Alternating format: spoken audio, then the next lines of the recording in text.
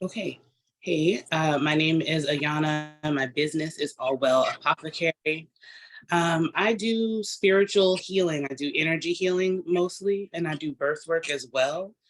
You can also catch me if you're local, just at a yoga studio all the time.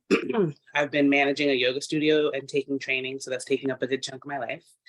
But if you want Reiki from me, card readings and things like that, I'm on all the social medias as Ayanna of Allwell.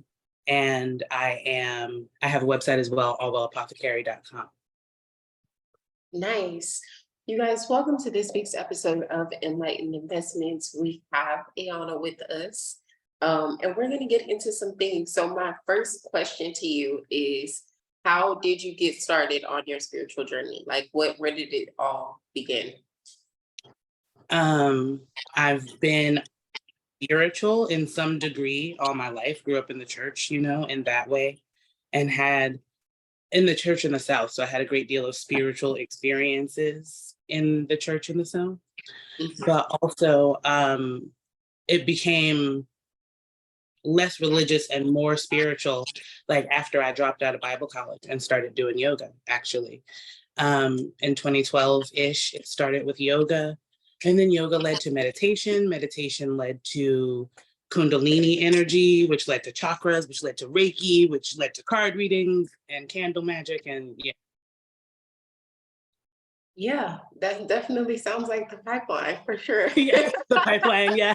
I followed the strict rules, I just went from religion to yoga to energy healing. That's it.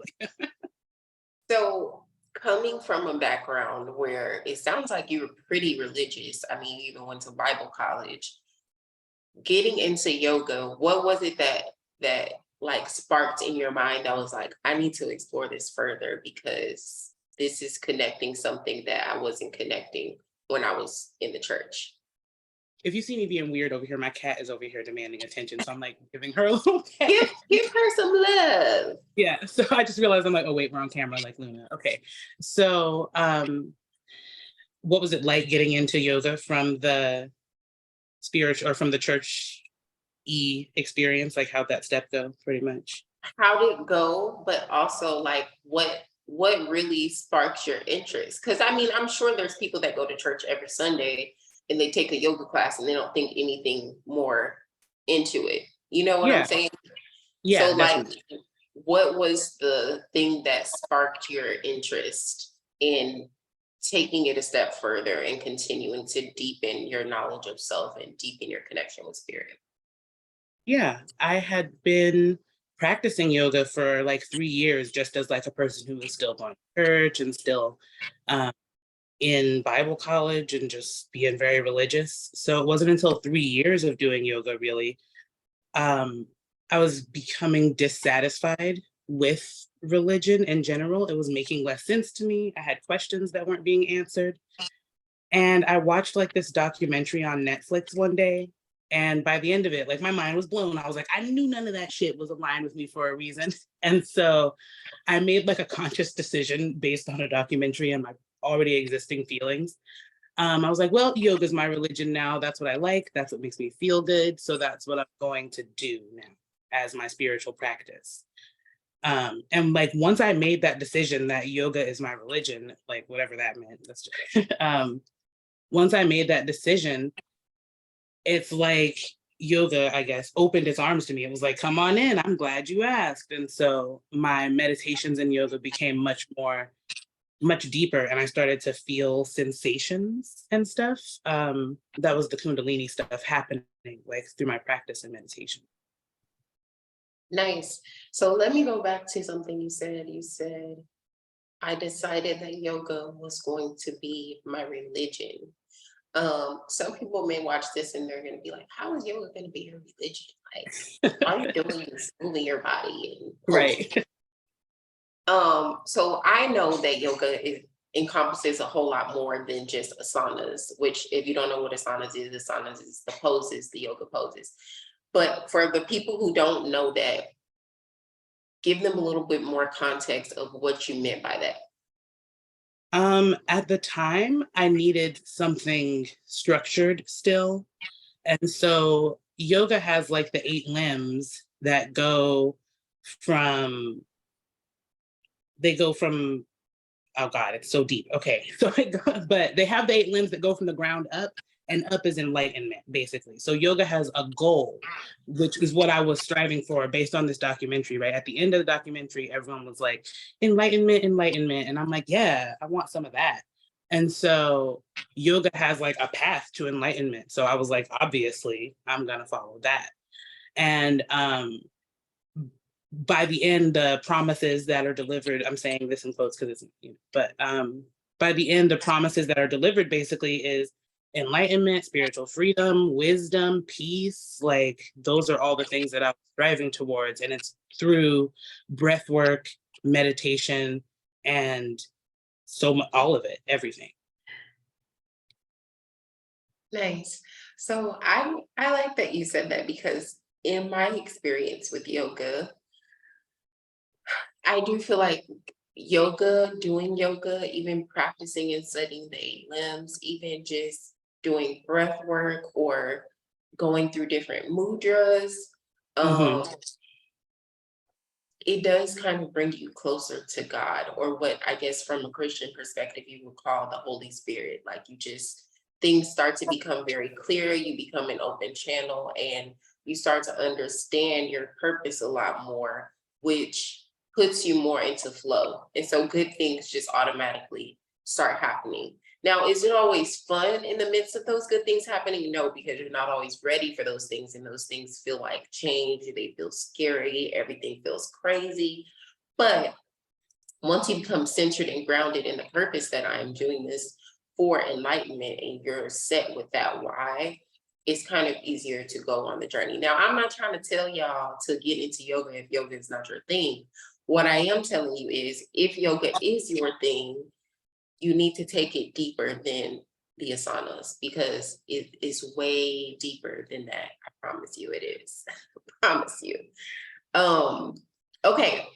So my next question then, what would you say is one pivotal moment that took you deeper into your spiritual journey? Like for me, it was going through a bad breakup, moving to another city, and having literally the clothes on my back of a basket full of clothes and a pillowcase, and having to figure this shit out. That's what it was for me. So like, what was it for you that made you like, I know this is how everybody else around me is living. I know this is what I've been taught, but this ain't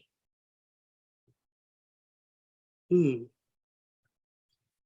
I'm sure I had a pivotal moment other than like watching a documentary.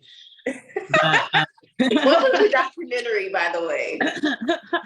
I'm sure it's still out there, but it was called Zeitgeist. And it was about like the government and like some conspiracy stuff. But the portion that really spoke to me, obviously, was they were like dismantling religion and talking about how some of them share such similar traits and stuff. And I just never thought about it that way.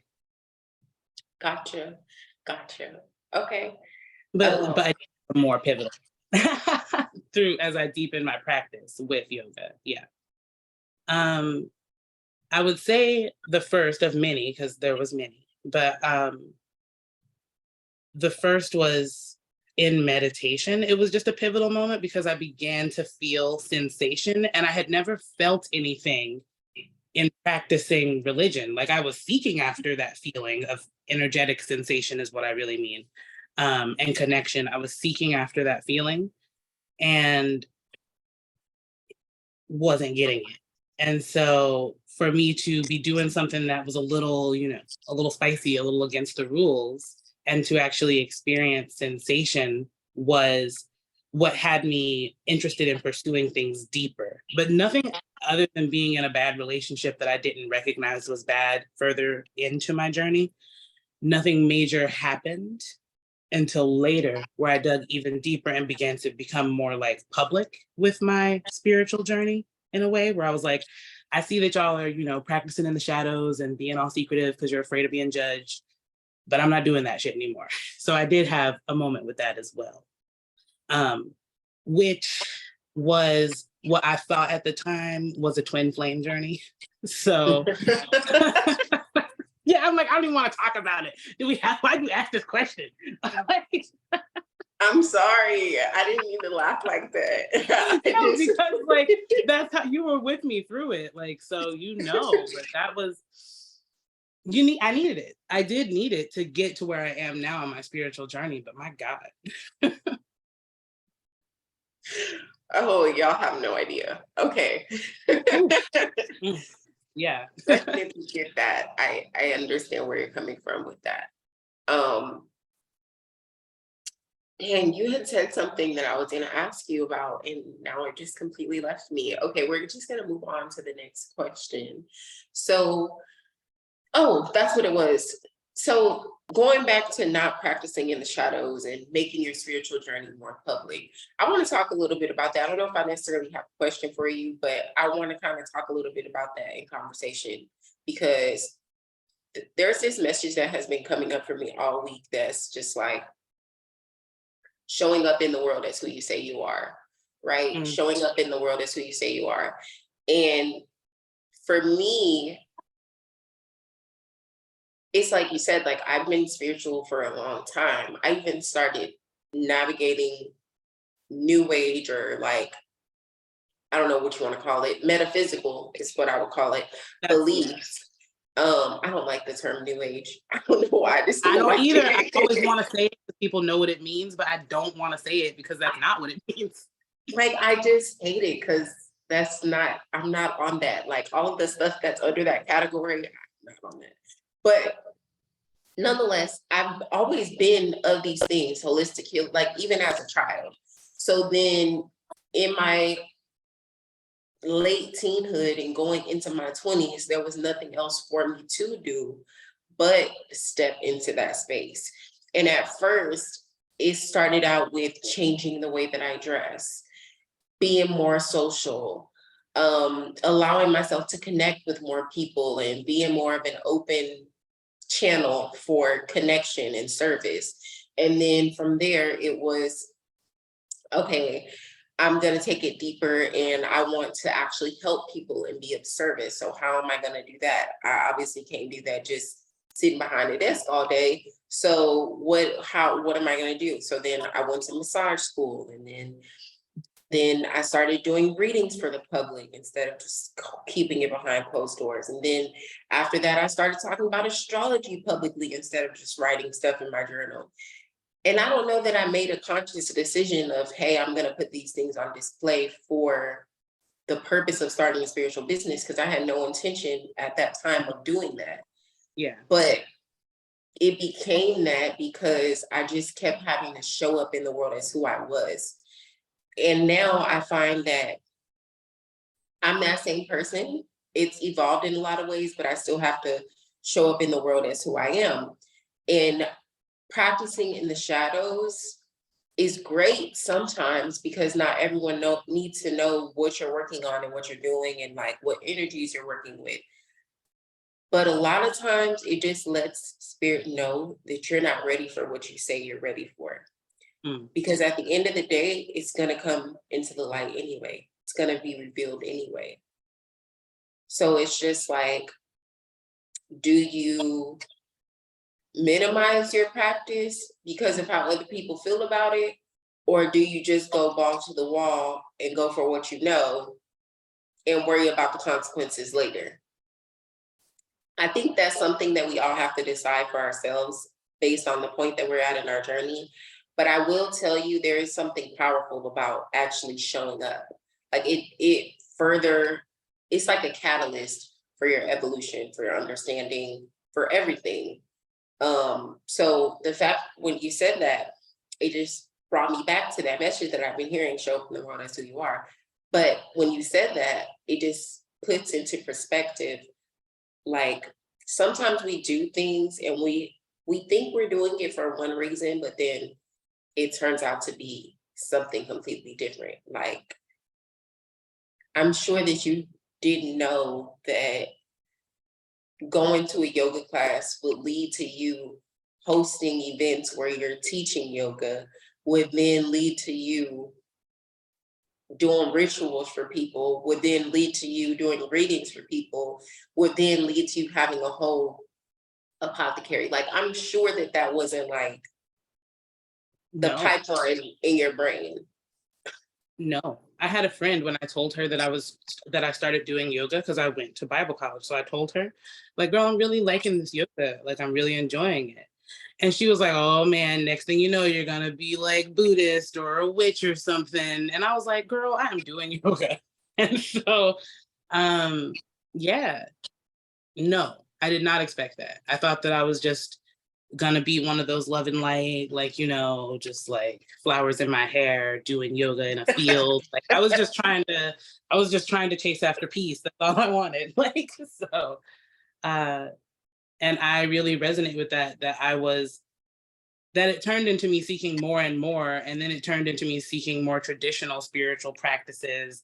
First I was really into like uh Egyptian mythology, not the word. Kemet, is that the word they use? I was into all those things. I was really into that. Then that wasn't where I was supposed to go. So I like hung out there for a little while in my spiritual journey and kept going.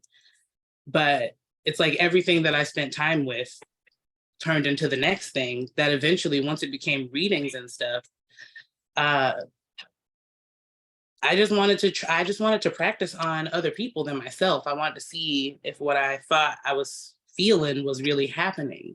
And then it was like really happening. Once you put yourself on the internet as a card reader, yeah, it really happens. Especially at the time, I think that I don't know if we were doing it at the same time, but I think we were. And like at the time that we were doing it, putting yourself out there as a card reader, people were in like desperate need. Now everybody is a card reader, so the need isn't so like overwhelming anymore, but it actually still kind of is overwhelming sometimes. So yeah. It is. It is. So let's talk about card reading because, Lord, I'm tired. I know. I Like, know. let me tell y'all something. I love I love tarot. I love oracle cards. I love the art of divination. I use several forms of divination. I will never say I'm tired of divination. Okay. Yeah. That's not what I'm tired of. I am tired of divination being overused and misused. That's what I'm Mhm. tired of. Um, I believe that everybody should have at least a tarot deck, at least one, and play around with it. Like, just play around with it. When you have anxiety, shuffle the cards, see what comes out. You don't know what it means. Look at the card, see what you initially feel from the image that you're seeing, what symbolism you pick up, write it down. And then if you feel like you need more depth, go into the book. Whatever deck you get isn't going to come with the book. Some books are more descriptive than others. If the book is not that descriptive and it only gives you a basic meaning, Google it. From there, you combine what you felt with your intuition and the definition and apply it to your current situation. Okay. I would recommend that everybody do that. That doesn't mean that you're a card reader, though. That doesn't mean that that doesn't mean that you should be opening yourself up as a channel to other people. And I'm not saying y'all shouldn't if that's something that you desire to do. What I'm saying is it's not just flipping the cards and knowing the definitions. Yes, there are tarot readers like that. But if you are a tarot reader like that, you need to go back and figure out what your spirit is saying to you. So you can put stories and pieces together instead of just saying, well, I know the pages of cups is coming up, so you must be doing some type of inner child healing or about to receive a message. Like, I just told you I don't know what I'm gonna do because I lost my job. And you're telling me Inner child. You just need to do some inner child healing. That's all. and then the people who y'all are talking to are coming back to me Mhm. and they're telling me this bullshit, and then I'm having to clean it up, and I don't want to do it. I don't want to do it. If you're not doing divination for other people with the purpose of giving them clarity, Mhm. with the purpose of helping them move forward, with the purpose of helping them gain an understanding, just don't do it. Just don't do it. Period. Like, everybody wants to be a reader now. It's not fun. I don't know why y'all want to do it. Do I All love the it? years. Yes. But I love it because I've always been attracted to divination. I love it because I love counseling. I love it because I know that I can give a word and heal somebody with it. I've been able to do it since I was a child. Y'all just love it because it's popular. And I don't understand that. Like, you're, first of all, can we just talk a little bit about the twin flame to tarot addiction pipeline? Can we talk about that? What are your thoughts? I have experienced it. I have experienced it on both ends. I have been the one who was like addicted to the twin flame, obsessed, because that's what it is. It's an obsession. And it's a weirdly spiritual, normalized obsession. They're like, it's fine to be totally mentally unwell over this person. It's your spiritual journey. Like, no, seek help. This is an obsession. This is not okay. Past a certain point. But anyway, because of that, because it's an obsession, they get into card readings to get like some kind of spiritual validation that their obsession is okay. And the energies get really, like, even as a card reader, reading for someone in that obsessive state, the energies, all you're reading really is that obsessed person's energy. So it still might even look like in the cards that their twin flame aspirant or whatever, that their twin flame person is into them. It might look like it because of how obsessed they are. They're just throwing their energy all over everything.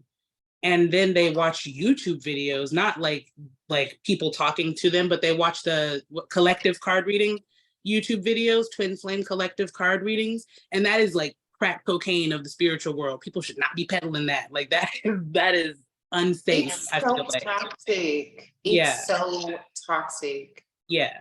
It's and it is like a pipeline. Like, it's gotten to the point where I don't offer love readings because I don't want to hear it anymore. I have a lot of other things. I have a lot of other things that I offer spiritually to help. And people can book a reading with me, but it also includes energy healing. I am no longer going to just help you feed your addiction and not do some work with that. And so you can't go on my website and book a love reading. You can go and book an energy healing session. We'll talk for a little bit about your situation and we're going to do the work, but I can't do love readings. I've been tricked into doing love readings before. So, like, I can't, because it's obsession readings. It's very, it's very tiring. It's toxic. That's what it is. It's tiring and it's toxic. Y'all, please, just please, just stop. Like, just, I know it's hard to just stop because it is an addiction, like it is, but just stop. Like, you're not helping yourself. You're not helping the reader that's helping you. You're not helping the person that you're obsessed with. All you're doing is putting yourself in danger. Spiritual danger, mental danger, emotional danger, which will lead to putting yourself into physical danger. Just stop it. Like, I just don't understand why. Well, I do understand why. Let me Yeah, not like, even say that. Because yeah. I get it. I'm not gonna say, I get it. Like, I understand the crazy of it, but I get it in the sense of, like, I understand how you got to that point. I understand that. But at what point do you just say enough is enough? Like, that's enough is enough. I can attest to when enough was enough. Like, for someone who, again, like, had to make the conscious decision to exit the twin flame spiral and recognize it for what it was. I had gone through a lot. I had been obsessed with this person for over a year, maybe even 2 years. And that alone was like enough for me. I was like, girl, it's been 2 years that you've been obsessed with this person and nothing is changing. And people get stuck in that for longer than that, for their whole lives. People get stuck in it forever. But I made the decision that I didn't want to be stuck in it anymore. And it did start with Reiki, giving myself a Reiki session with the intention behind it to release this obsession, but also to recognize it for what it was. Yes, the energetic connection was real. The purpose was to ignite me deeper into my spiritual path, and twin flames don't end in union. I'm going to just go ahead and spoil the end for all of y'all. Twin flames don't end in union. None of them.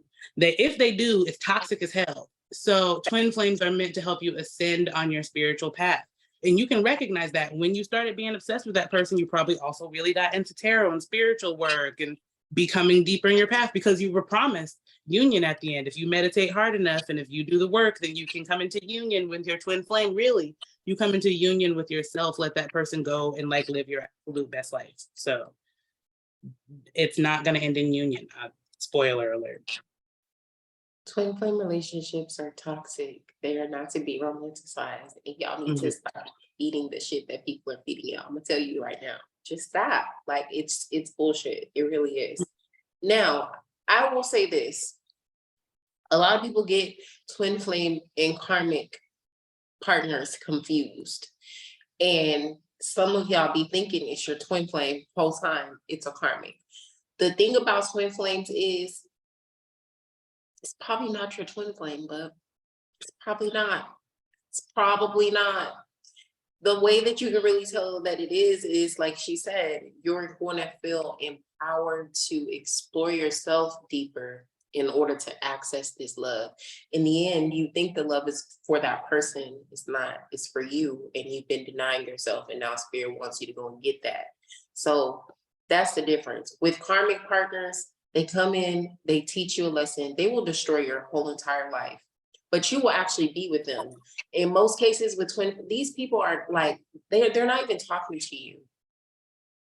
And you're just obsessed. Like, they're not even paying you no attention at all. And you're just obsessed. And when they do give you a little bit of attention, even if it's just a hello, hi, how are you? You're like, oh my God, they're in love. That's twin flames. That's awful. Just, I don't like thinking back on that time in my life. I think about all the other stuff I was doing. I was like totally being a bad bitch and like hosting spiritual gatherings and doing good work and stuff. But internally, unwell. So do not recommend. Half of a star. No, just give it to God, my love. Give it to God. It's above me now. let go, and let God on that one. Because let me tell you. Give it to God. It's above me now. Not. Like I can't. I can't do it. I can't do it. Like I understand from a psychological perspective because I've studied psychology. So I get it, but it's limerence. That's all it is. You're seeking something. Oh, please tell them the word again. It's limerence, baby. Google it. Okay. You're seeking something in this person that you've been missing your whole life. And for some reason, you just think this person is the answer. So much so that you miss the thing that you actually need. And this person is taking the precedence over the thing. And it's either going to lead you to healing or it's just going to break you down. And you're going to go through a spiraling cycle of addiction, which probably will lead to more addictions because you're going to self-medicate, trying to get out of that emotional space, trying to get out of the anxiety and all the things. Like, just no. And if you're a person, let's just say it's not even a twin flame, if you're a person who's going through a tough time, hard situation, very negative things are happening around you, you're going through a breakup, you're about to lose your housing, your job is in danger, some shit like that, that's detrimental, stop watching collective readings. And book a one-on-one session with somebody. With a trusted, like a trusted person, like. Yes, please. Yeah. Because watching collective readings is gonna drive you batshit crazy. You're not gonna know if you're coming or going. You're not gonna know what's up or down.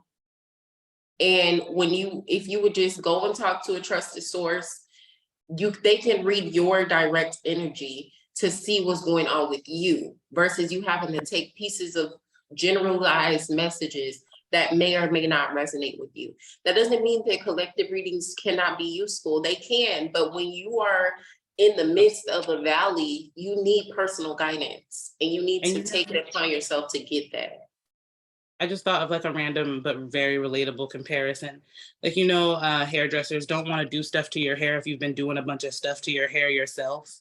Like reading someone who's been in the thick of it with those collective readings, it's kind of like that. It's like, I'm going to give you a reading, but it's going to be a lot that we have to like sift through to make sure that this is done right, because you've put so much other energy from all these sources that are mixing and messing everything up in your own mind, and trying to read someone's energy whose own mind isn't clear is work. It's work. So that's also why you want to go to a trusted reader, someone who can do that work with you. Yes, yes, please. Off my soapbox on that. I don't know what you even said that brought me to that, but it sickens me for real, because every day it's just somebody who is just lost. And I want y'all to not be lost, because there's no reason. And I don't like the fact that y'all being taken advantage of, because there's plenty of people out here who will literally let you book them every day, take your money, talk to you about the same thing every day in and day out, and not care. Mhm. Me, I'm not gonna do it. I can't. I cannot Yeah. do it. It's like it's unethical. And even when you're doing it, like there comes a point as a reader where you realize that it's unethical. You're like, okay, I can't read for this situation for you anymore. Like I'll read for something else. But this is now where the barrier is. I can't read this for you anymore. No, I cannot. Because you don't want to fix it. You don't want to do the work. I've said this on every episode, and I'm gonna say it again. Tarot is not a pill. It's not Tylenol. It's not fucking ibuprofen, bro. Like, it's Yeah. an open channel of spirit. Like, it's not here to be a symptom soother. It's here to give you direction, insight, and clarity. That's it. If you need more than that, you have to go beyond the cards, my love. That's it. I've had people say to me, I want a card reading because I want to hear something good. I'm like, I can't do what? You need Reiki. You want to feel something good? Like, let's do some energy healing. That's gonna feel good and get you to the work. But it's yeah, it's not a pill. It's not. It's not. And that's why there are coaches like Ayanna, coaches like myself, that will take you to the next level once we've done the divination and see what's going on with you. Whether you need Reiki, whether you need to do a couple of one-on-one yoga sessions, whether you need some type of personalized plan of direction and accountability. That's taking your healing to the next level. Getting a reading every week, every other day, you are blocking your blessings doing that. You can never know everything that's going to happen. And by constantly trying to predict what's going to happen with the universe, you're messing stuff up. Just stop. I'm not saying sometimes, just like some people need to go to therapy 3 times a week, some people need to talk to their spiritual counselor every week. Some people do. They're just in that place where they need more assistance. They need more guidance. They need more insight and accountability. That's fine. But the same situation over and over and over and over, the same conversation over and over and over. You asked me last week, how does he feel? I told you he's not worried about you. He's not thinking about you, and he moved on to somebody else. You're coming to me the end of the same week, telling me, how does he feel? What does he want? What's going on with him?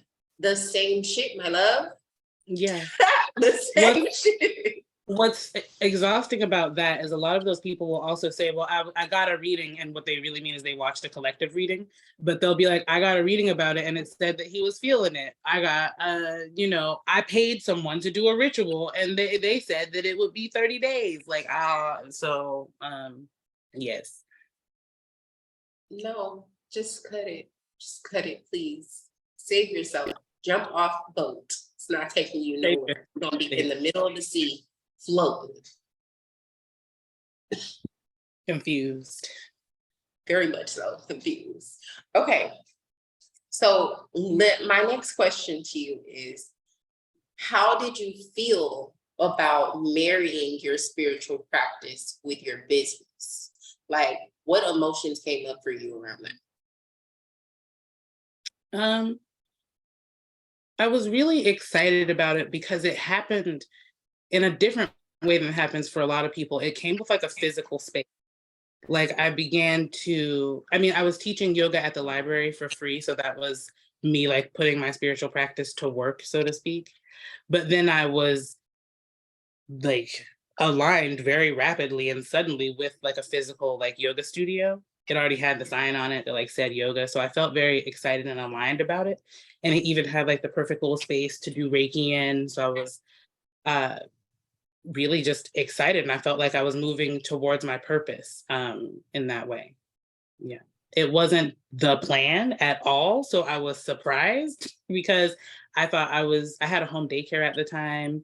And I thought that I was just teaching yoga at the library for fun. And I had learned Reiki just because I was interested in it for myself. So I had never really I had not thought about opening a storefront in any way. It just was presented to me as what happens a lot of things in my life. It's somewhere in my birth chart, but a lot of things are presented to me, and I'm like, you know what, that aligns. I like that, and so it very much aligned. And then from it being like Reiki and yoga, we started having safe space where weekly people would come and just kind of hang out and be spiritual together. And that's when people started really coming to me for more guidance and one-on-one help.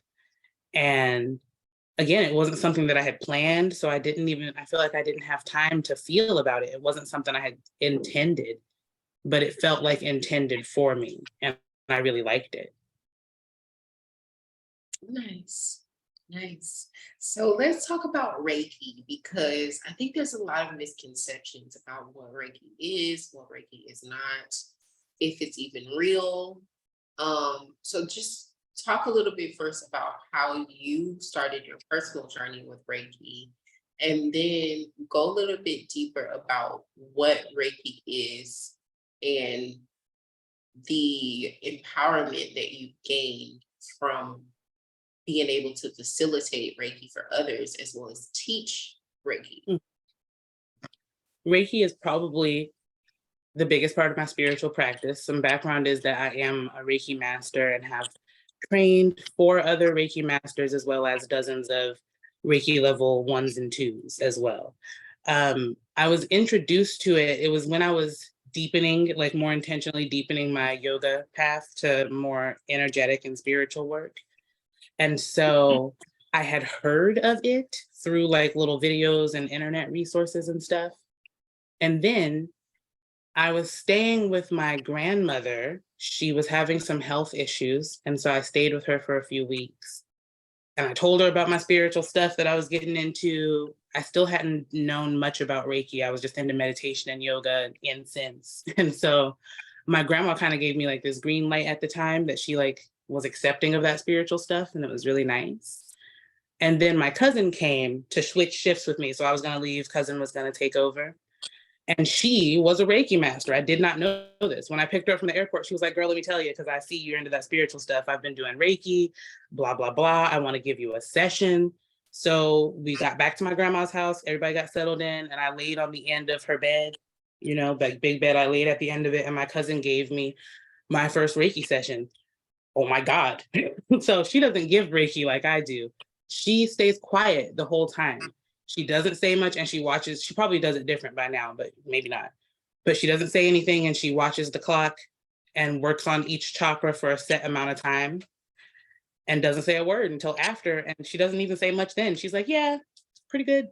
And so, but for me, on the receiving end, I felt more feelings than I'd ever felt meditating, energetic sensations. I felt warmth and I felt love. It felt like being covered in just like this gooey, loving warmth. Like, I don't even know. And I saw like lineage before me. I saw like faces flashing very quickly, past like just, and it was more than just human faces. I was like, what is happening? Like, it was wild. And so, it was just such a big, I was always one chasing after sensation, like spiritual sensation. And so it was such big spiritual sensation that it felt like this is what I need more of this.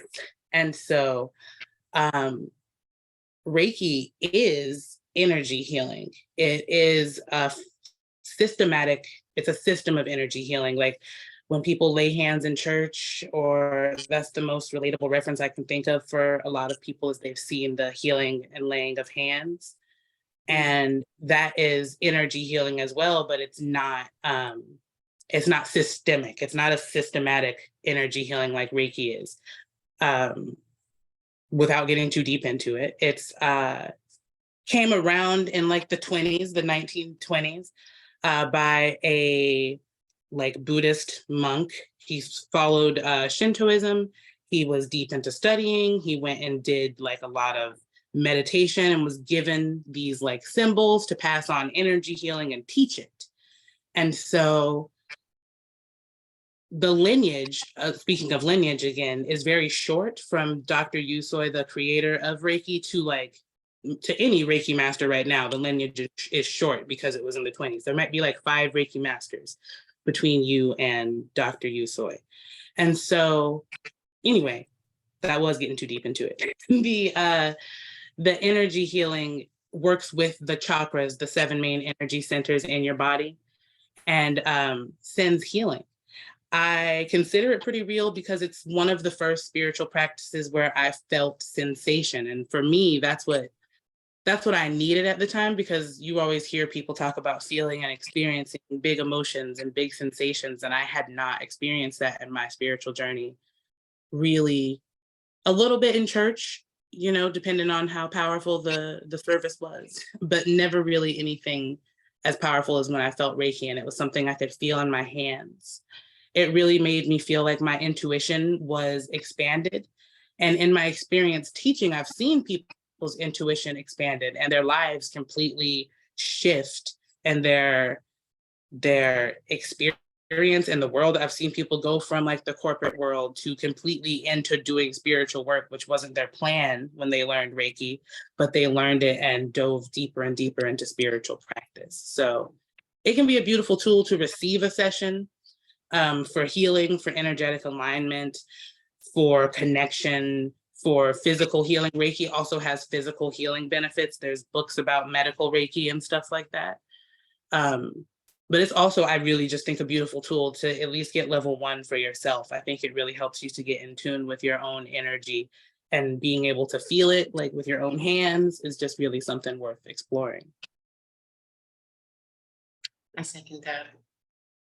Everybody should be a Reiki level 1 practitioner, certified, everyone.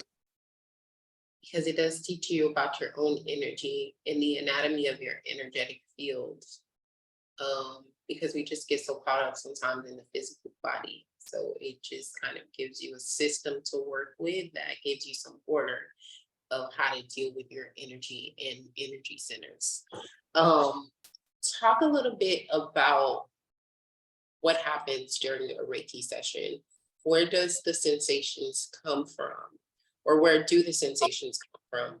What are some things that you can, let me not say that, because you can pull out a lot in a Reiki session and we could be here all day.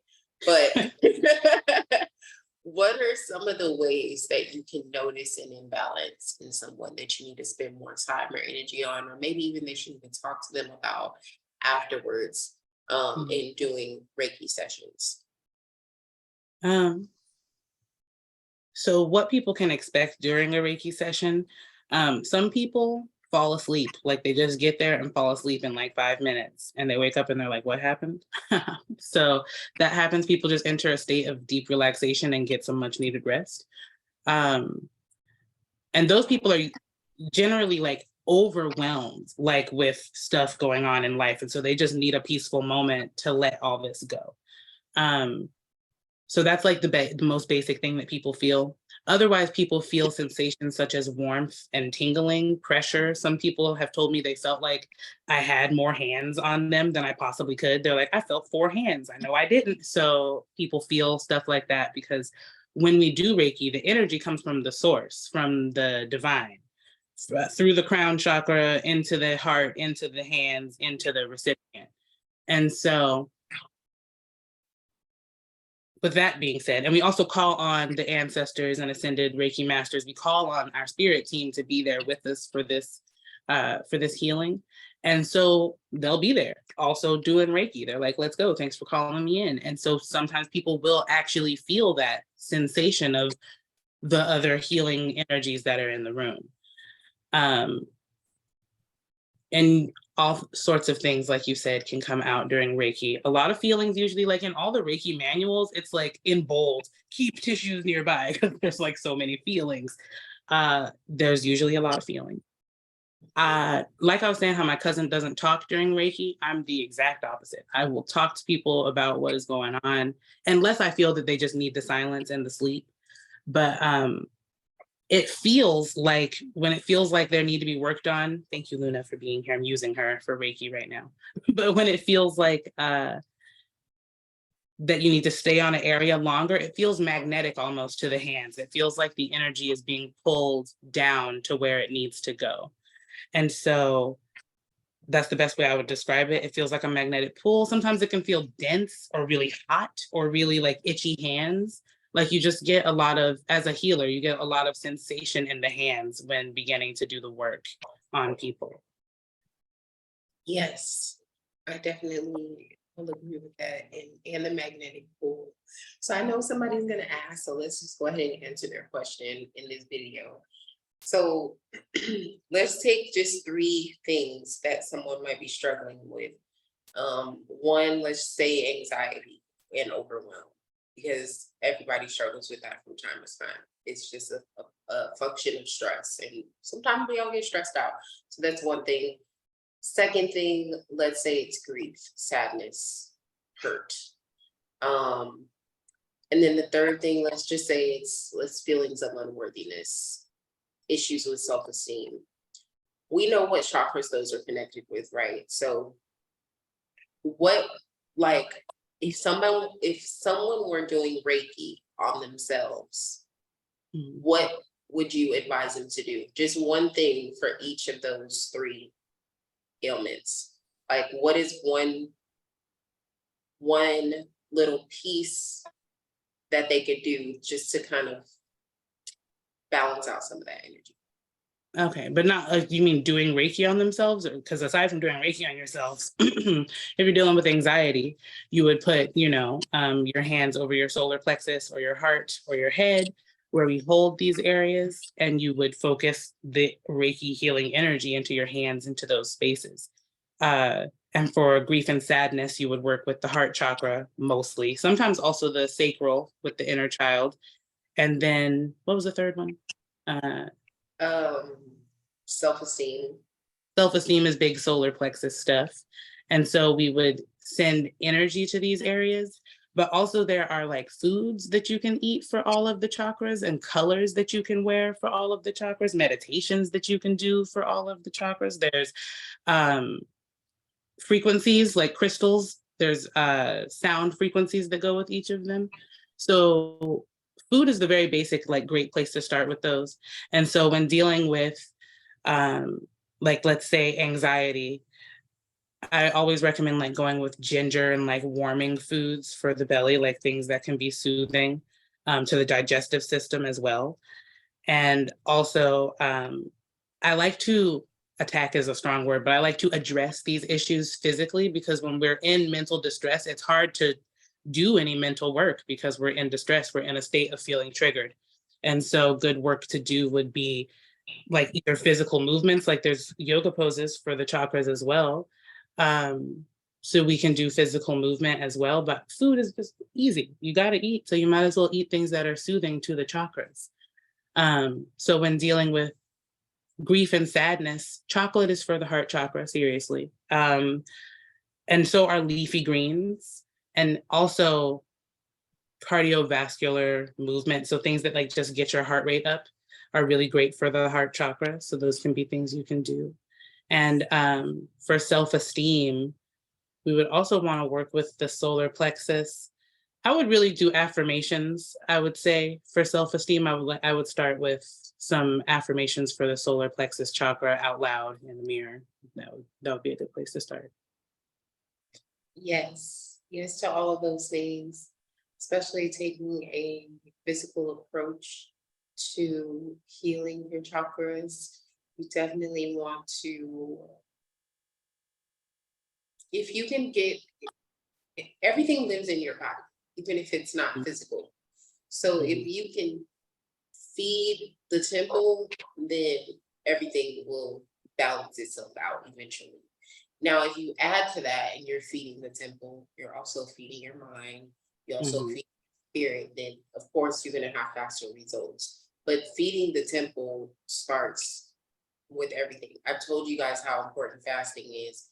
Eating in alignment with your chakras when you feel like things are out of alignment is definitely another addition of that. You could even do a chakra focused fast if you feel so inclined to do so. I have such a thing that exists as well. I'm going to shamelessly plug myself. I have a 21-day chakra alignment cleanse that offers foods, affirmations, yoga poses, crystals, herbs, journal prompts, and stuff for each of the 7 chakras. There's 3 days spent on each one. So yes. Yeah, so go and check that out. But that definitely is a thing. And when it comes to doing Reiki on yourself and sending energy to those areas, if you're not Reiki trained, obviously you don't know all the Reiki symbols to do and all the things, but you can still do it. Just say a prayer, ask your ancestors to come in and assist you with that healing. Be intentional about sending that energy into your hands when you're feeling the sensation in your hands, because you will feel the sensation when you're ready. Then you direct your hands to those areas. You can just have your hands there and hovering over the area if you'd like. You can bring it closer in and actually touch yourself if you want to do that. Or you can do a mixture of those things and also add words and affirmation and kind of like self-guided meditational aspect to that healing. So like when Ayanna does Reiki, she will talk about like what she's feeling in your body if things are coming up. If there's not much coming up, she will be pretty silent for the most part until the end, where she'll say like, how do you feel, and talk to you about it. I know during our Reiki session, I did fall asleep at some point in the Reiki session because I was just tired. I was overwhelmed. I was stressed the hell out. But after I woke up, I felt great. Like I felt like I'd been asleep for a week. And it was time to restart the day and everything was anew. For me in my Reiki sessions, I approach Reiki, especially distance Reiki. Now, if we're in person, I probably won't do like a full guided meditation sort of things, but with distance Reiki, I try to incorporate a guided meditation aspect to it where I give you a guided meditation based upon the issue that we're working with or what I feel like is coming up. And I'll say some words of affirmation over you. I'll speak some clarity and kind of give you some direction in terms of where to take your mind to heal these issues. So every Reiki practitioner that you go to is going to have a different way of doing it, but essentially it's the same thing. You just are calling upon a higher version of yourself and your ancestors to come down and rebalance your energy centers so that you can heal. Essentially, that's what it is. And I would recommend that everybody get a Reiki session done or figure out how to do Reiki on yourself. You don't want to pay anybody, that's understandable, but just still do it. There's plenty of free resources on YouTube, this particular platform, as it relates to Reiki. You can go on Google, there's books you can read. I would recommend that you actually learn, because I read all the books, I watched all the videos. It wasn't until I actually had somebody say, like somebody on side of me telling me what to do and telling me, teaching me, that things started to really click in my brain. But not everybody works like that. So try what works for you, but I definitely would recommend it. I would Okay. like to add one thing, if it's okay. Yeah. If you are doing energy healing on yourself and have not gotten a Reiki attunement, it is not Reiki, it's energy healing. And Yeah. so be sure to call it that, just out of respect for what is sacred. Like Reiki is Reiki, energy healing is energy healing. And so that's just the main thing that I would add. And you can go online and learn Reiki. You can get Reiki attunements online. There's Reiki attunements that I've seen on YouTube, which in my opinion is disrespectful of what is sacred. But it does still Well, exist. the founder of Reiki actually has a Reiki attunement on YouTube, so I don't think it's Wait, what? disrespectful. The founder Yeah, of Reiki? The founder look of it up. Reiki is long Look it, dead. look it up. I mean, not him himself, but the center, the center Oh, that the uses Reiki that name. Association. I also Yes. have feelings about the Reiki Association, but that's neither here nor there. That's but that's just that's an opinion that I have, that Reiki is and was taught to be like the mystery teachings, like the sacred mystery teachings. And I do believe that it should be accessible. I do believe that people who don't generally have access to it should. But I also just think that as a matter of respect, and like even the Reiki Association and the International Reiki Association, because there's two different ones. It's kind of like the Yoga Alliance. It's like some people who got together and said, we're in charge of this now. I do know that the International Reiki Association, I believe, one of the two was directly passed down, like the lineage goes to, like she's related to one of the first three Reiki masters, her granddaughter. But even still, that's all very, what's the word, like corporate. It's all very outside of spiritual once we start getting into that. It definitely can get there, but I just want y'all to not pollute your minds with things that you can't control. So obviously you can't control who's in charge of what organization and where the information is coming from, but if you need the information, that's the only way you can access it. Go for it. I do agree that energy healing is energy healing and Reiki is Reiki, because Reiki has its own symbols, it has its own method, it is a certain system of energy healing, but it's still energy healing nonetheless. So the best thing that you can do if you don't have the access to get Reiki from someone who has been attuned is to do it yourself. And you know your intentions, you know the direction that you're wanting to go in, so you can't go wrong with that. Unless you have bad intentions, which if that's the case, you need to cleanse and pray, and you don't need to be doing no damn Reiki. You don't need to be doing no healing. You don't need to be laying on nobody. Yeah, I've had people ask, they're like, well, what if like I'm full of negative energy? I'm like, well, that's yours. That's not Reiki. That's your energy. Like Reiki can go right through that. Like that. Yeah. like if you want to put it in more simple terms, think of like the difference between the Holy Spirit and the body of the church.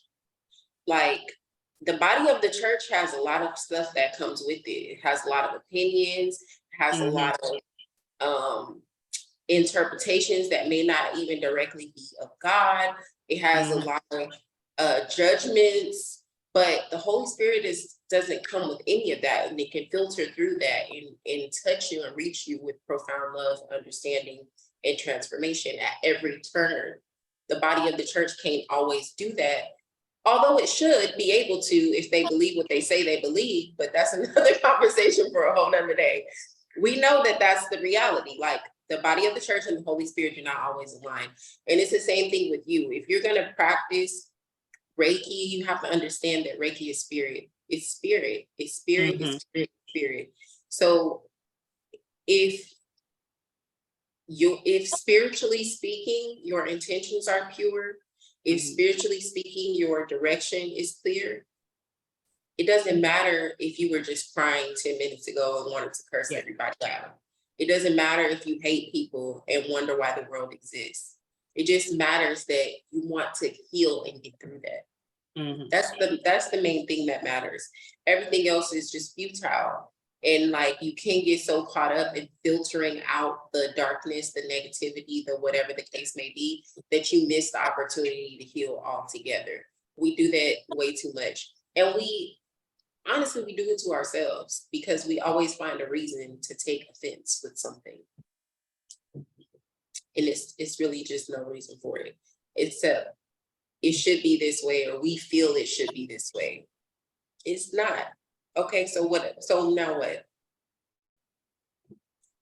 So that's my spiel. Okay, my next question to you. What is the importance of keeping consistent cleansing, protection, and prosperity work going? Is this something that you do regularly? Do you feel like you need to hold yourself accountable for it more? Either way, what do you feel is the importance of keeping it going? I do feel that it's important to keep cleansing and protection work going. I think that by doing the work, you can be keeping prosperity work going. So sometimes you may be working like to get that money, which is doing the work to keep prosperity going, so to speak. But also putting the energetic work in might just make that money come easier. And I Mhm. feel like, but for cleansing and protection, I feel like just everywhere we go, especially now that I've moved like to the city, like everywhere we go, there's just people and their energies all over the place, and every conversation and every handshake and everything, we just are getting a little dirtier. And so there is, as much as we need to shower, we need to be keeping our, okay, maybe not as much as we need to shower, but we need to be keeping our energy cleansed and grounded and protected. And I think that that we can feel it when it's not, like when you're dysregulated and irritable and tired and all these things. It's generally, aside from physical and mental health, there's also our spiritual health. And so that's what I feel like cleansing and protection, it's like our spiritual health, our spiritual hygiene, just take care of ourselves. So it's really important. It's and it is something that I do regularly.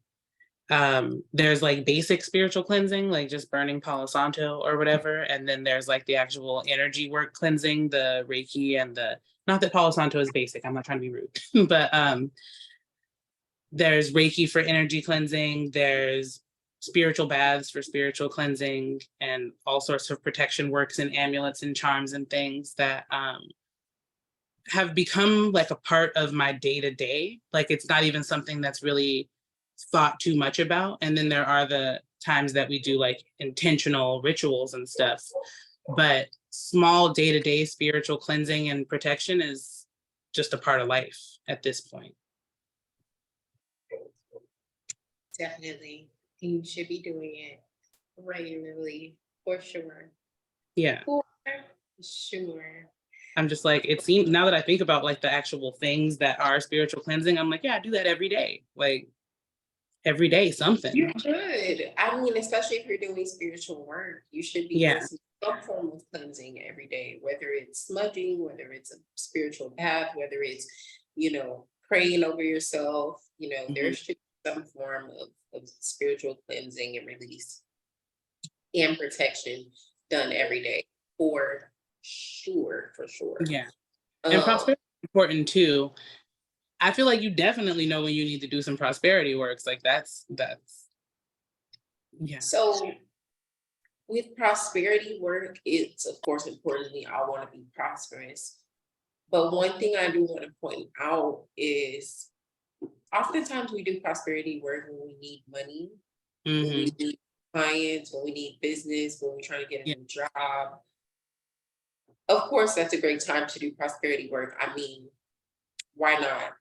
Hmm. But I think instead of asking for the money, instead of asking for the job, instead of asking for the clients, sometimes we need to go a little bit deeper in our prosperity work and focus on telling spirit why we need these things. Like sometimes I'll be asking for clients when in reality, I just need validation. Yeah. Sometimes I'll be asking for money when in reality, I need opportunity and Mm. experience. Or sometimes I'll be asking for a new opportunity to do a certain job that is in alignment with my business. When in all actuality, I need actual revenue to invest in my business. So it's just like, I think clarifying the why is important in doing your prosperity work, but then Hmm. even going beyond that, you need to have it going consistently. Like it's not just, oh, I'm gonna burn a candle once a month, wash my hands with cinnamon, blow cinnamon into the house on the first. It's very much I'm getting up every day and I'm thanking Yeah. God for the prosperity around me. I'm thanking my ancestors of opportunity and freedom to show up in the world the way that I do now. You know, I'm writing down my intentions and holding myself accountable for those things. It's a form of prosperity. I'm being generous with my energy and giving service freely without, and being vulnerable freely without the expectation of return or the expectation of a certain specific result. That in and of itself is prosperity, where you don't have to go to your altar and light a candle. You don't have to get any herbs. You don't have to grab up any crystals. Now, can you do those things? Yes, we can talk all day about the different things you can do on that aspect. But this is how you do it every day. You sometimes you have to take yourself out of the mentality of a ritual is me lighting a candle and saying an incantation and getting herbs, and put yourself into the mind of everything that I do every day is a ritual. A long So time. Oh, I had a little something to add to that. Just a long time ago, I heard someone say, like, I am the candle. And that's it. That just resonated really hard from there. Like, I dress myself with oil. I dress myself with oil. I am the candle. Yes, you are the candle. I dress myself in oil every day. I burn incense and Palo Santo over myself every day. Okay. I'm praying for protection every day. I'm praying for growth, clarity, and wisdom every day, because I know that the growth, clarity, and wisdom will bring me what? Prosperity. I'm praying for peace every day. You know, so the things that you do every day, it's a ritual, and it's important that you keep up those rituals, especially as it relates to cleansing, protection, and prosperity, because we are in a time of spiritual warfare. I know people keep saying that. It sounds cliche. It's real.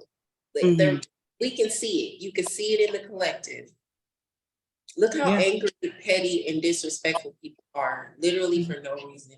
It can be the smallest of things.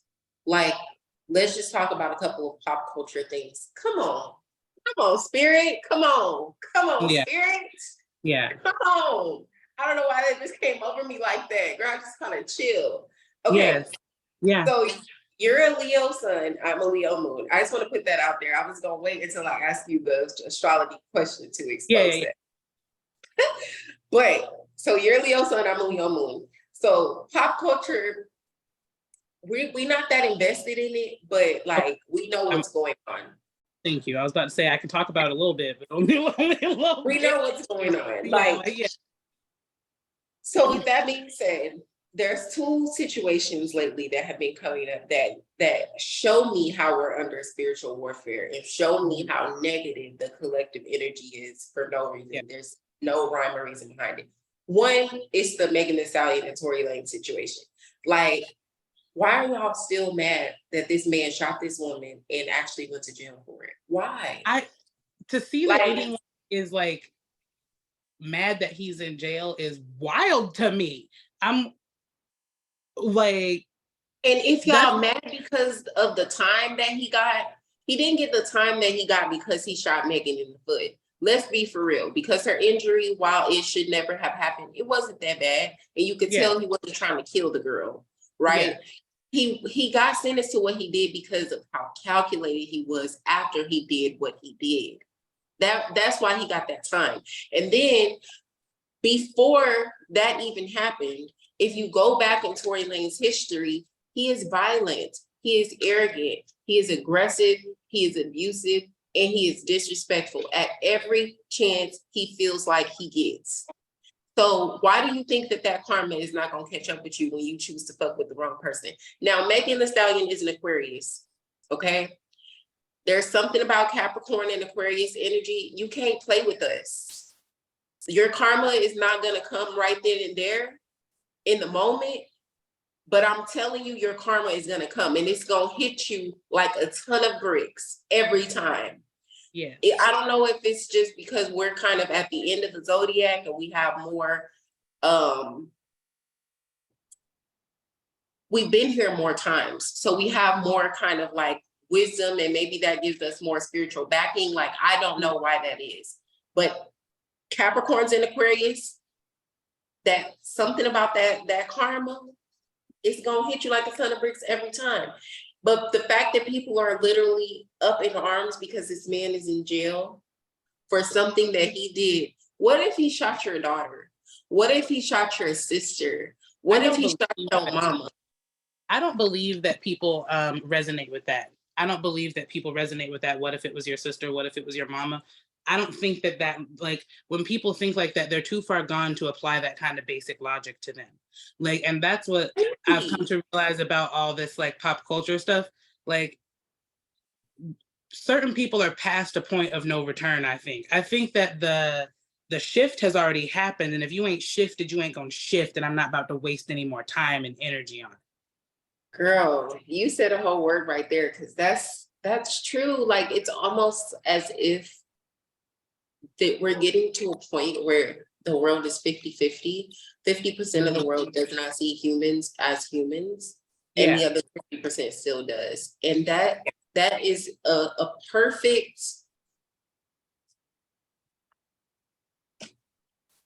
indication. So, perfect indication of the fact that we're under spiritual warfare. Yeah, because people don't, like you said, they don't see humans as humans. Like, you can't put viewing humanity into someone. It's not going to happen if they don't see humans. Our government said that food is not a human right. Our own government has said food, the thing we need to live. Food. The United Nations had a vote. Every country except for the United States of America said that food is a human right. How could if that's not a clear indication of how far gone? Damn, food. Yeah, that sounds like America though. Like, it's not even unbelievable. It's like America would say that. Girl, and that's what I'm saying. Like, this, you can see the spiritual warfare. It's not even to like a 5 years ago, people were saying we're under spiritual warfare, and I was one of those people saying we're under spiritual warfare, but we didn't have as much blatant evidence as we do now to stand on that. Now, every day is something. It's crazy. It's insanity. So yes, you need to be cleansing. Yes, you need to be doing protection. Yes, you need to be calling in and declaring yourself as prosperous and free. Because I'm going to tell you something. It's not a game. And y'all think it's going to get better. It's not. It's going to get worse before it gets better. I'm telling you that right now. So you better keep yourself and the people around you in order. Just saying. I'm just saying. That's real. I mean, we've been in spiritual warfare for a long time, but yeah, it's becoming much more apparent now, almost in like a disturbing way. Not almost. No, it's very, not even almost. Yeah, it's disturbing to spirit, to like some of the stuff that you hear happening, that you hear people saying. So that's also a part of the reason that I'm somewhat disconnected from stuff going on in pop culture, because it is disheartening. It is like, I'll see a headline and be like, no, thank you. I'm not reading that shit. Like, I don't want to know about that. Keep me in the dark. I don't want to know. And that sounds ignorant almost. Like, I feel like we should be aware of what's going on around us, but the shit that's going on around us is, I don't want to know. I'm good. Keep it away from me. That's like part of my protection, honestly, it feels like, because it's just fucked up. Sometimes that's how you gotta be. Sometimes I get it. I'm not in that space right now, but I have been there for sure. Mm-hmm. For sure. Okay. So my next question to you is, what is your sun, moon, and rising? And how would you say that it affects you most spiritually and then within your relationships? Leo sun, Virgo moon, Aquarius rising. Spiritually, I feel like it put me into this place of doing spiritual work. Like, it seems like I appear very spiritual with my Aquarius rising, and I have the leadership qualities of a Leo sun. So it seems like those two things make me a good fit. It sounds very Leo of me, but make me a good fit to be like a pastor, a preacher, a spiritual leader, an advisor, a healer. And then the Virgo moon really just likes to shake shit up and make me really just overthink and judge myself, which is not great for relationships, because it's like, you're supposed to love me. I'm a Leo. and I don't believe that you love me, even if you say it really loud in my face, because I'm a Virgo moon. So even though you're saying it, you're not saying it in the right tone. You're not saying it with the right kind of flowers. Like, you got me flowers, but why is one of them wilted? Like, they're like your love for me. Like, so it's like, yeah, the Virgo moon really gets in there to keep it fresh. Girl, that's a good, interesting mix right there. Mhm. Definitely a good, interesting mix. I like the Aquarius Leo part of it. The Virgo part of it definitely makes it a little bit interesting, but I imagine that your Virgo also makes you more of a visionary and helps you to step more into that Aquarian role, because your Leo probably tries to talk you out of things because you're not going to get the recognition, validation, the light essentially for it that you would necessarily want. But I like that mix. What would you say is one thing that has become a hindrance in having that dynamic between your sun, moon, and rising? Um, I can just be very self-critical, and so that slows me down. And I think the Virgo moon does that. Like, that stands in my way and it slows me down. That's all. And it also grounds me though. But yeah, that would be it. The main thing I can think of. And also, my Aquarius rising can cause me to detach, like, from things that are going on outside of me. And combine that with the Leo, if it's outside of me and outside of my control, I don't want anything to do with it. And so, um, which can be kind of toxic. So, like, it's like I can see that it's toxic. Thank you, Virgo moon, but I'm still like, I don't want it. Yeah, I feel you as a Leo moon, because I don't want to deal with it. If I can't control it and it don't have to do with me, I don't want Yeah, to. like, what do you even need me for? I'm not in control of it. It doesn't have anything to do with me. And if I start to care about it, I'm gonna get too sad. So I don't, especially if I can't do anything about it, I would rather detach. Yeah, like just leave me alone. Mhm. I don't want to deal with it. Yeah. Yeah. So Like, that would be, bitch, I am trying to be the sun. Like, and yeah, you are dampening my light. Leave me alone. I'm gonna detach. I'm gonna just go ahead and detach real quick. No, I can't. Like, leave me alone. I'm out. It's a Mhm. wrap. I'm not even gonna have a conversation with you. So somebody posted that earlier today. A Leo will not even have a conversation about it with you. They will just cut you off, and will. Absolutely. 100%. Yes. I have grown past that part of me that will just cut you off. I'm gonna tell you why and then cut you off. I might tell you why if I haven't had a conversation with you about it already. But Mhm. 7 times out of 10, I've already had a conversation with you about it. Yeah. And I Yeah. don't want to do it. I don't. Mm-mm. Yeah.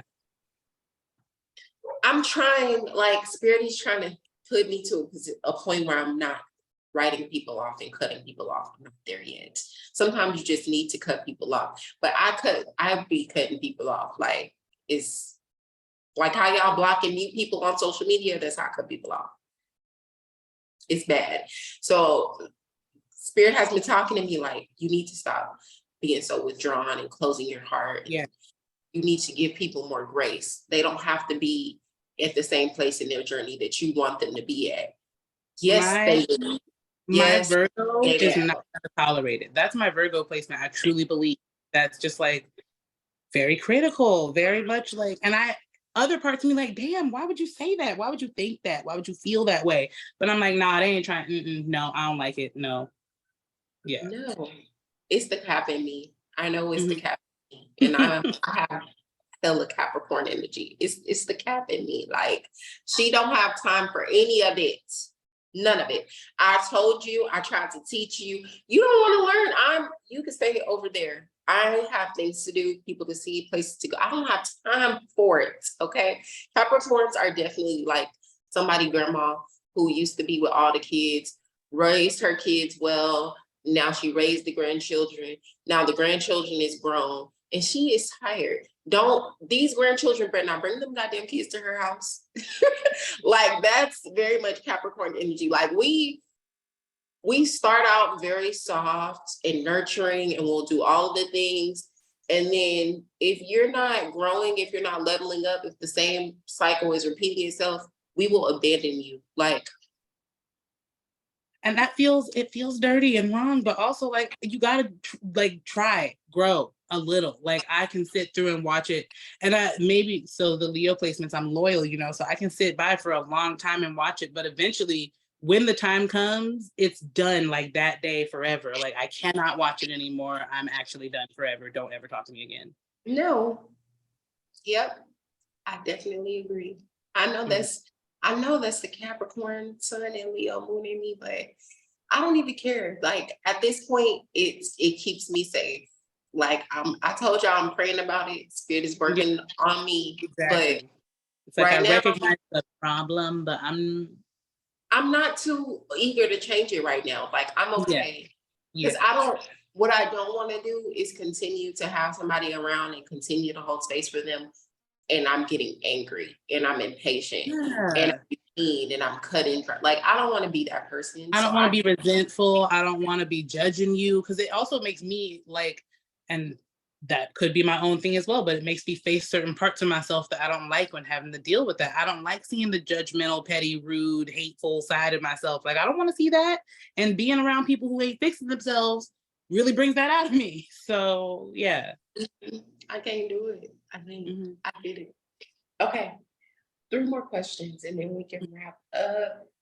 Um, what did you struggle with the most when starting your spiritual business? And is that the same? And if it has changed, how so? I struggled with boundaries. I did everything that anyone asked for everyone. I did a lot of rituals. I did a lot of card readings. I did a lot of stuff it's not that I didn't agree with it. It's just, it's what we were just talking about. I would see people not growing and then still do stuff for them. Um, and it made me, and I took it very personally due to not setting boundaries. Like I took it very personally when people would come to me trying to get this healing, and then I would see them make a big leap and then go backwards. And I just became like too invested without setting personal boundaries with myself and with them. Um, I don't have that problem anymore. There are certain things that I just don't do. Recognizing what the problem was. Um, the boundaries may be a little too hard right now. I'll think on that later to see if I'm willing to flex on them, but it's just like I don't do love readings anymore. I don't do that anymore. Like, um, so hard boundaries for now that may get flexible later if needed has helped me to make that not a problem anymore. Definitely can relate. I didn't have any boundaries when I started out either. I was doing everything for everybody and I became jaded. I was taking everything personally. I was Mm-hmm. drained. Mm-hmm. But raising my prices, setting my boundaries, we good. Yeah, you just need. I think you really need boundaries as a spiritual worker because, like, people, it's just a great need. It is a need, and you care about them. That's why you're in this work, because you care about people more than likely. If you're like someone really doing this work, and so I enjoy the confirmation. Those Leo parts of me, I love when people come back and be like, "Yes, what you said was true." Um, but the boundaries are necessary to protect your own energy. Even if I think if I could have started out with stronger boundaries towards myself, like girl, don't take their healing personally. If I could have recognized that some people are just in that loop, um, that I could have maybe went for a little longer, but I pushed myself to burnout with like that in general. I moved to Patreon instead of doing everything on Facebook and on live because I was a little too accessible for that. And even on Patreon, I had to set a new set of boundaries. Like I'm always finding a new boundary to set, and I'm gonna set it. So that's where I'm at now. Definitely set your boundaries in the lives. Boundaries are important in business, in career, Mm-hmm. in relationships, in family, and you need to set boundaries with yourself because there are certain things that you shouldn't say to yourself, you shouldn't do to yourself. Yeah. You should not allow yourself to put yourself through. And if Yes. you see yourself getting out of line, you got to redirect. Can't be checking everybody else on your boundaries and not holding your own boundaries for yourself. That is important. Okay. 2 more questions. One, what is some advice that you would give to someone who wants to connect with their ancestors or enhance with their spiritual gifts? Um, Reiki is the first word to come to mind. I really felt connected with my ancestors when tapping into Reiki. Um, but also, if it's in your practice, which it can be, if it's not of closed practice, to build an ancestor altar would be good. And it can be, I feel like there are ancestor altars in all different kinds of practices, but find the one that's yours and don't go stealing from nobody else. Uh, but an ancestor altar and a space set for you to connect.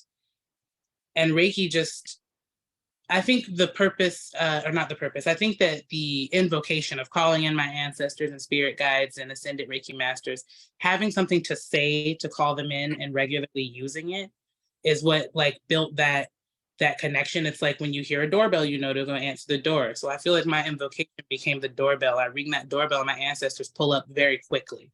So it's like we have gotten each other trained on how to connect more quickly. And so if you can find a ritual, meaning something that you repeat often, that's simple for you and for them to connect, I think that repetition really builds power and connection. Yes, that's a word. Repetition builds power and connection. Consistency builds power and connection. Mhm. Consistency and repetition with ritual brings dominion, okay, and kingdom. I'm gonna tell y'all that right now. That's a word. Thank you, Spirit. Thank That you. was nice. I like that. Put that on a t-shirt, off mug, put it on. Okay, my last question to you. Do you feel like being so deeply connected to your inner goddess causes conflicts or frustration in your interpersonal and romantic relationships? Not anymore. Um, it did at the beginning. I feel like that was very much like a, because I became someone different, so to speak. I mean, I was always this person, but I'm no longer who people were used to. And Mhm. so that transition was slow and difficult for people to process, like, who is she? What is she doing? What is this? What are you doing? Um, Having grace for other people is what helped me through that, because people are never judging you because of you. They're always judging you because of their own self and their own stuff. And so recognizing that made everything so much easier. I'm like, oh, that's just their own stuff. They're trying to put it on me. I don't need to wear that. That's not mine to carry. It's never yours to carry. So if other people are judging you for the stuff that you're doing, for simply being your highest higher self, you have to know that's them. Because why would me being my best me be a bad thing? That doesn't make any sense at all. So if it's causing conflict, it's with people who are meant to be away from you. When I first became spiritual, when I first got into my spiritual journey, I had a boyfriend who somewhere into that spiritual journey became my husband, who by the end of it is not anymore. That was the main relationship that I lost, I guess, so to speak, because me becoming more powerful and recognizing what wasn't for me, recognizing the behaviors that were not tolerable anymore, recognizing that I am a goddess and that you can't just treat royalty like this. You can't just treat someone, you can't treat anyone this kind of way. And so when you get into your power, you recognize how people are treating you and that it's not tolerable, because you start treating yourself better. And so once you're treating yourself better, you have the expectation of other people to treat you well. So basically, long story short, you're only going to treat yourself as well. You're only going to allow other people to treat you as well as you treat yourself. So it starts with like your own thing, your own stuff. Yes, I love that answer. Great answer. Okay, is there anything else that you would like to add for the people? Um, No, thank you. I appreciated this conversation. I want for y'all to take care of yourselves and drink lots of water and take care of your physical body to help take care of your mental body, to take care of your spiritual body. They're all connected and you can't neglect one without the other one's feeling that. And that's something that I really learned in Reiki. My main stuff right now, like if you want anything from me, if you want like Reiki or card readings or anything like that, my main stuff right now is on Patreon, Ayanna of Allwell. I don't do like love readings, but I do offer Reiki, I do offer energy healing, I do offer card readings for clarity and insight and wisdom that comes with it. And I'm getting really into my yoga practice right now. I'm learning to teach yoga officially. So that's where I'm at right now. If you need anything from me, it can be on my website, allwellapothecary.com. Nice. Okay. Well, thank you so much, Ayanna of Allwell, for being here with us today. You look gorgeous. I love your hair. I love your shirt. Ayanna just had a birthday. You guys make sure that you wish her happy birthday. She really is not that active on social media, so I feel like she don't really care if y'all follow her on social media or not, but do make sure that you go over to her Patreon and subscribe if you are interested. She definitely gives a lot of insight, a lot of wisdom. If you're someone who is really on kind of the chakra aspect, or let me say chakra, because that's the correct pronunciation, you guys. Let me just let y'all know that if you say chakra to anyone that is Indian, which is where these things came from, They're gonna look at it a little slow. And all throughout the video, you probably heard us switching, both of us, like we've said chakra and chakra, because we're currently reprogramming ourselves. But we know the right way. But if you're on that part of your journey, Ayanna is someone that I would definitely recommend to help you understand those energy centers better, as well as balance them out. If you're someone who's interested in learning Reiki, I definitely would recommend her as well. Yoga, I've seen her do great work with that. So I would say go over there for that as well. I'm glad that you're officially on your journey to learn how to teach yoga. I finally am too, because it's really become a deeper part of my practice, and I find that I'm incorporating it more and more into my coaching. So I love that for you, and it's definitely past time, because you've been on your yoga journey for a minute. It's probably as long as I've been on my astrology journey, you've been on your yoga journey. It's been a long time, and I always liked it, and I still might. I mean, I had a whole ass yoga studio and wasn't certified, and that's how I feel about like these alliances and stuff, these governing bodies, like, and yoga in general. You don't have to be certified to teach. You should be, because there's a lot to learn. But you don't have to be, and I learned that back in Oklahoma, when everybody everywhere was like, yeah, you can teach here. Absolutely. We don't care. So, yeah. In Texas, they are a little bit more strict about certifications when you're doing fitness instruction, but I guess it just depends on your state. I would recommend that if you are going to teach yoga and not certified, that you at least learn the basic principles and practices of yoga outside of asana. That would be my only recommendation as far as that. But I think anybody can do anything without a piece of paper telling them that they're qualified. It's just a matter of you putting your careful. you know, and being careful, because we legally need to have our papers in. You need insurance and shit, and yes, so. From a liability perspective. But outside of that, you know, if you feel called to help other people on their yoga journey and you're not necessarily certified, get up and do yoga on YouTube every morning. There it is. And they can follow along, and they can. Everybody does it, and they put their little disclaimers at the front. Like, just follow your journey and see where it leads you. Because I never thought that I would work at a yoga studio that I don't own. And I really love it. Like, it's really a vibe. So, yeah.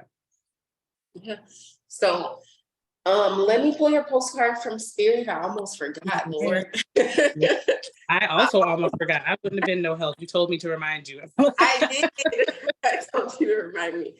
Let me pull your postcard from Spirit. Oh, geez, Louise. Okay, let's try that one more time. Did you see that? It looked like they all just went for it. Girl, no, like 6 cards just fell out. Yeah, they were. I don't know. Those are those big cards, though. When shuffling big cards, that's how it be.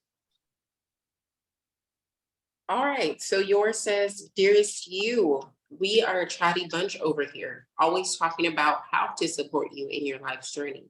We communicate to you through the language of oracles, dreams, signs, metaphors, and omens. In your life on Earth, however, clarity in your communication is essential to being understood. You don't speak in symbols, and if you did, you would definitely confuse things. Right now, you're facing a situation in which you're being asked to have integrity, be clear, and learn how to ask for your needs to be met. The first step is to admit out loud that you have needs. The second is to ask out loud for them to be met. And the third is to allow the other person, organization, or even us to answer you. When you follow these steps, you can almost definitely expect an answer. In your favor, affirmative, we say yes. Loving you so very much. Oh, that was so sweet. Such a sweet way to end. Okay, I will leave you guys with that. Thank you again, Ayanna, for your time today and joining us here at Empowered by 11 with these Enlightened Investment Session. You guys can tune in every Thursday for our new episode to drop. And I will see you lovelies next week.